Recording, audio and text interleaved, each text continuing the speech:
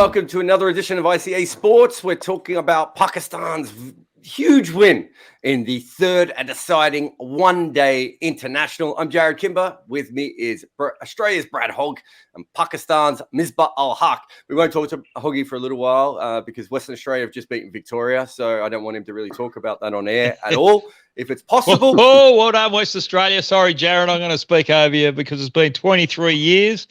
And West Australia have finally won the Shield after a long time in the wilderness. But, look, it's a great team. Yeah, it's a fantastic team. And the youngsters there, they've turned cricket around in WA. They're so determined. Probably the closest team that we've ever had as a collective group, and they deserve it. So well done to the West Australian boys.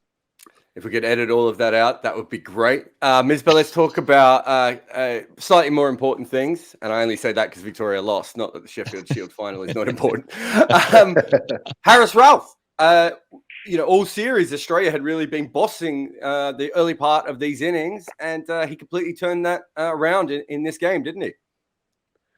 Yeah, I think wonderful performance. That's what I was just talking in the previous show, that the best from the Pakistan bowling lineup is yet to come. I mean, they haven't really bowled up to their potentials in the first two games. So finally, in the third game, I think they bowled really well. And in the very early stages of Australian batting, I think in the first 5 overs almost they were out of the game. Heads off to Haris Rauf, the way he bowled the new ball, swung the ball both ways. He's quick, and one thing I'm really pleased and happy to see that his control and hitting that length consistently, which normally is not associated with him. I mean, that was superb in this game. Right. He bowled at the right areas, a ball coming back into Aaron Finch, and then very good outswingers, which is basically his strength. So good to see him taking wickets, and good to see him bowling with a new ball. Usually we were using him on first change, but I personally believe Shaheen and Haris is a perfect combination with the new ball. One swings it away from the right-hander, the other one just brings it back to the right-hander. So it's a perfect, I think, combination for Pakistan just going into the in the future. Hoggy, obviously Australia have been used to, Travis said, making all the runs so far in this series. He finally fails. That middle order, sort of Stoinis, Carey, Cameron Green, even Sean Abbott, obviously some of them won't be around when the full strength teams comes back, and they didn't put enough runs on. But were you happy with the way that they went about it? They all made runs. Yeah, they all made runs, but look, they had an opportunity to take the game further, and you've got to bat your 50 overs. If you don't bat your 50 overs, you're not going to put on a decent total. So I thought they could have worked the ball around a little bit more. In saying that, Carey was going after the spinner, and there was a shot there to be played. He didn't quite get it, but he got caught by a good catch in the deep. He hit it into the right gap, right area, but just didn't get it good enough. So for me, I just felt they could have had a different approach. Green with that slog shot that he had, I think that was halfway through about the 35th over. So that's just way too early to play that shot when you're on the back foot like you are. But these guys got their opportunity. They didn't take it, and that just leaves the door for the other players that are not here to come back in that team. So the lesson there is when you get your opportunity, don't throw it away like they did. Green shot was in the 32nd over. So, I mean, it does show how early they went. And I suppose they were trying to get that very big total. And one of the reasons is, Misbah, when you're playing against Babar Azam, he's such a good chaser of especially medium and medium high totals. I think that played on the Australians' mind, and they were thinking we have to get 250, 270, 320 maybe, from that position, which was always going to be quite tough, to really put pressure on Pakistan. It happens. That's what I told you before this game, that once 348 was chased down by Pakistan, and chased down with such an ease, I know that is going to happen with Australia in the next game because they will be feeling more under pressure. Their batting lineup will be more under pressure now. How much more we need to score, and sometimes when you're just thinking about going too hard and scoring something around 350, that could happen, and that's why I think that made them just to just hit those sort of shots which they did so early in their inning, when even they were already 4-5 down, and still they were going hard because they know that in the previous game Pakistan chased down such a big total 348 with such an ease. So they need to score something around 300 or more than 300, even if they are in trouble, they are 4-5 down,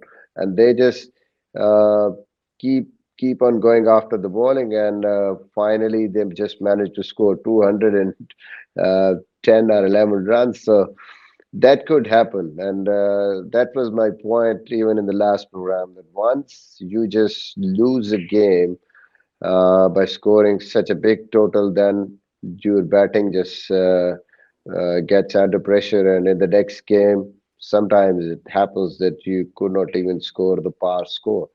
So I think Australia basically lost this series in the second game. That was a big chance. That was a big chance for them, and they should have just sealed the series there and then. Hoggy, I've got a hypothetical for you. Up until recently, Virat Kohli was the absolute player that you wanted for any chase. Obviously, he's gone through a bit of a funk, struggling against pace and spin. Not as much in the white ball game, but certainly in Test matches. But he's not the force, the white ball force he was a couple of years ago. You got a 300 chase now, and you've got one. You can pick one batter for your lineup. Do you pick Babar Azam right now or Virat Kohli? Gee, you're putting me on the spot here. Yeah. Is this going to India or going to Pakistan? It's No, going to Pakistan, so I've got to say Babar Azam. So, look, in Virat Kohli's case, I think he's been under pressure for a long period of time where he's captaining all three formats.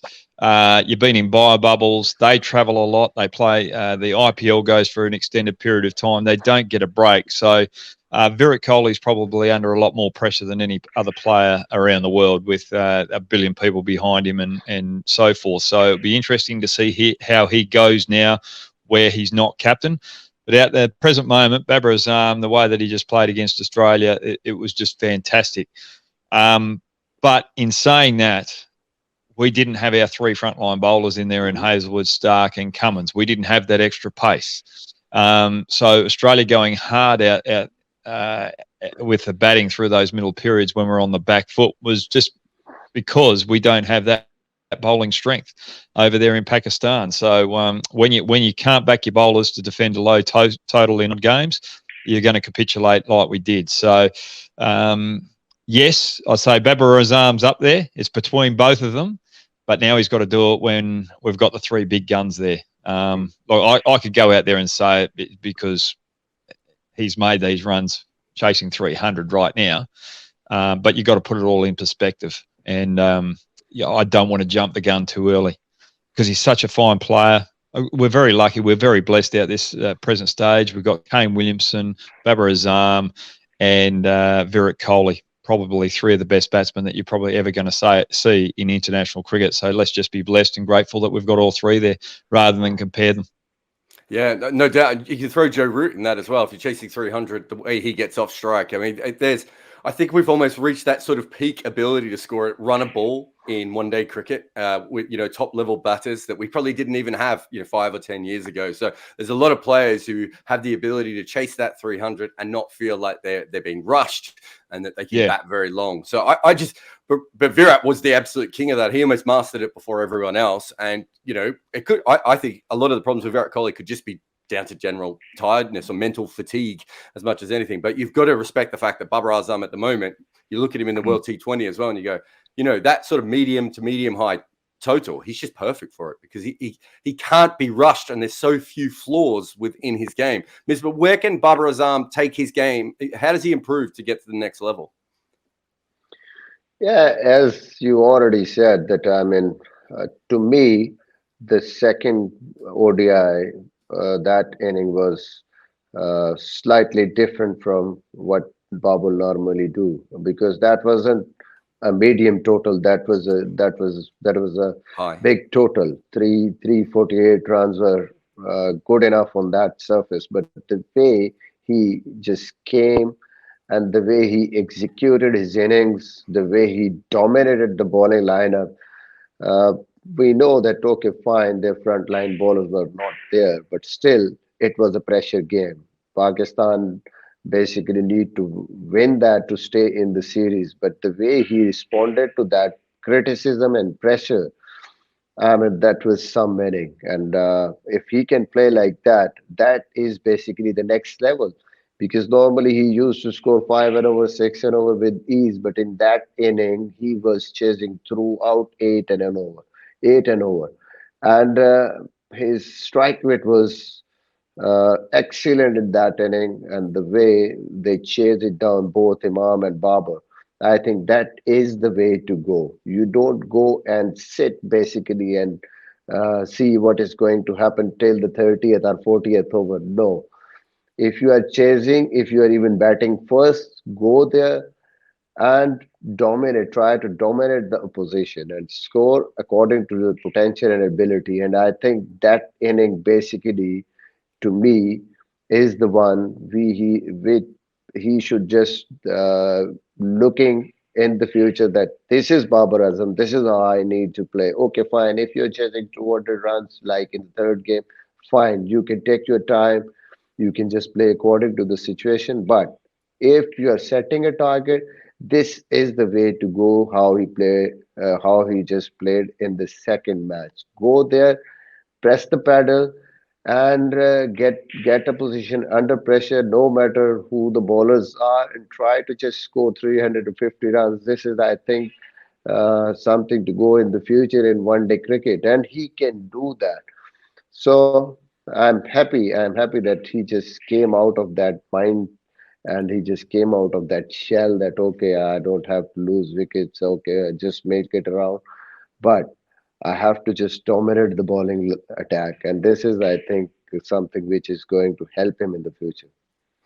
Beautiful. Let's throw forward to the World Cup. So we've got just over a year to the World Cup. It's going to be in India. We had a bit of a look at both of these sides. Hoggy, as always, we're coming up to a World Cup. So as always, Aaron Finch's place in the side is being debated. Obviously, this particular one is barely even a failure. He was out there. He was out so quickly. How many of these sorts of how many of the players that we saw here do you think have enhanced their chances of going on that tour? Obviously, Travis Head definitely has.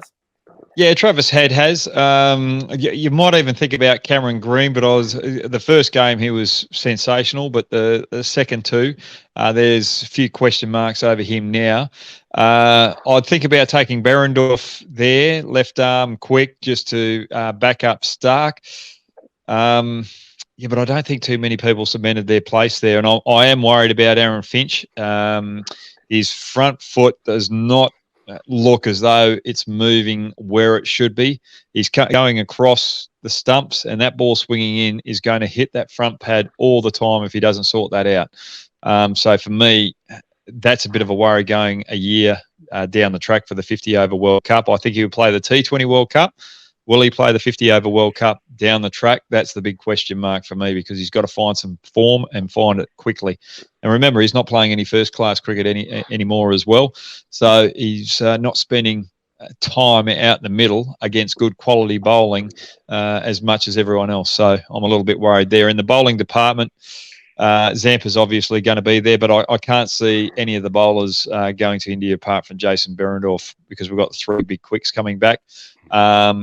Will Swepson go over there? I don't think Swepson will go there. They'll go back to Agar, and I wouldn't be surprised if Inglis sort of gets the nod ahead of Carey in India, because he's a better player of spin.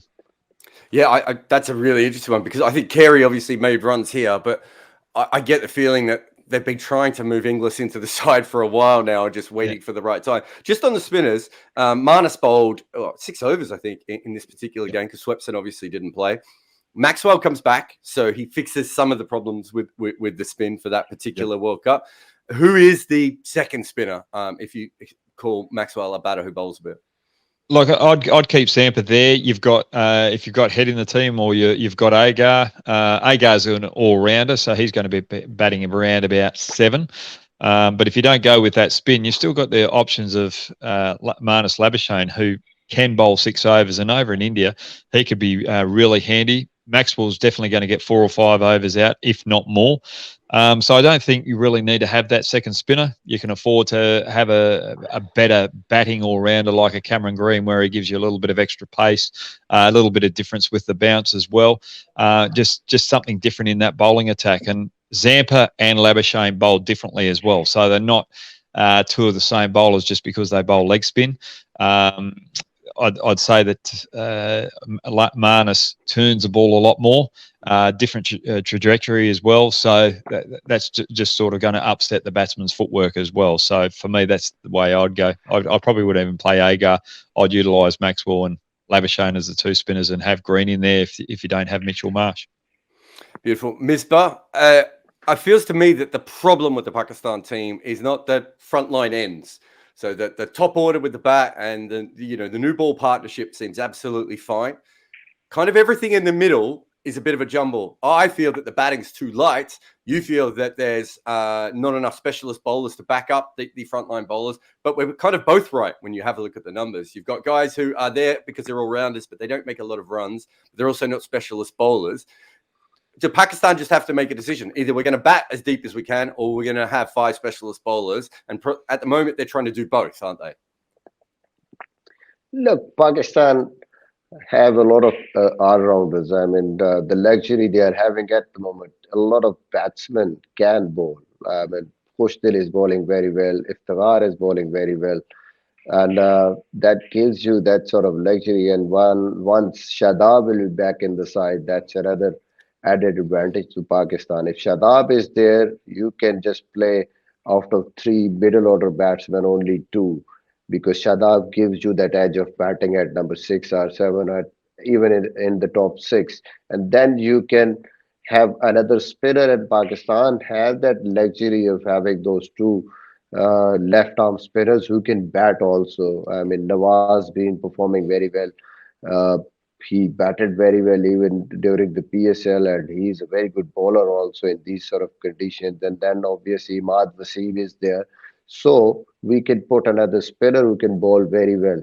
And then you are having some batters who can bowl. So we have to decide 3 top bowlers, pacers, which are those 3 bowlers. Obviously, Shaheen is there. Obviously, Haris Rauf is there. The third one is still in the process. You could say Wasim Jr., then Hassan Ali. And obviously, I personally think Naseem Shah could be the one who is very skillful, and they should just bring him in that, because he's the one who could create impact like Shaheen is creating at the moment and Haris Rauf is creating at the moment. He can take wicket with a new ball, even in the middle overs, death overs, because he got that pace and he can move the ball around. So once he is there, Dhani is also there, but I personally prefer Naseem Shah out of all these, because he had that pace and skill to swing the ball and get the wickets. And then once you have those 3 seamers and your new ball, your middle overs with Shadab and a left armer and a lot of batsmen, couple of batsmen who can bowl, I think you have a very good balanced side. The only thing is number 5, number 6 batting. You need to sort that out. Who is the number 5 and number 6? You got Asif, you got Iftikhar, you got Khoshdil Shah. So these are the one in normally these conditions are batting conditions who can come and basically dominate a position at those numbers. Others, they mostly Abdullah Shafiq, Saud Shakib, those are the kind of batters who can bat at the top 3, in the top 3. But you don't have those sort of destructive batsmen like Asif and Iftikhar and Khushdil. So you have to, I think, give them confidence and okay, go in future with them, and I think they can win Pakistan games with their strike rates and big hitting. Beautiful. Well, gents, we finished the one-day series. Pakistan win 2-1. A word ahead on the T20. It's kind of a weird one, Hoggy, because it's a single game. Do both teams just experiment? What are we expecting to see? Oh, well, I don't think Australia can experiment too much because I don't think they have enough to chop and change the team anymore. So I think they just go in with the crew that are there, and there's a lot of players that have gone over to the IPL. So we're not at full strength. So there's going to be a few opportunities there. So as like the one days, you've got to take them. If you don't take them, you don't get a place in the World Cup this year here in Australia. So it's as simple as that. And Misbah, what do you think Pakistan might do for the one-off game?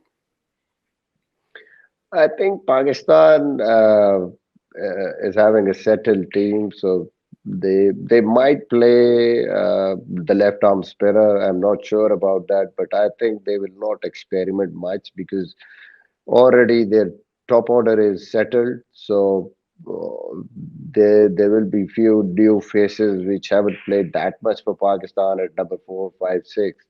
So the names I've already taken in the one day is Asif, Iftikhar, and Kostil. I think they might be just playing at the places of 4, 5, 6. And then obviously Shadab and Jura. I'm not sure whether Shadab is fit or not, but I think that will be more or less their lineup. Maybe Shahnawaz Dhani will get a game, but obviously Pakistan, because they've lost the Test series, so they want to just win this T20 and the One Day series to just get that confidence back. So I think they will be just going with a best team. Beautiful. Thank you very much, gentlemen. Pakistan win the one-day series 2-1. But if you're following us here on ICA Sports, we'll be back for the T20 game as well. Big thanks to Bradley Hogg and Misbah-ul-Haq. I'm Jared Kibber, and we'll talk to you next time.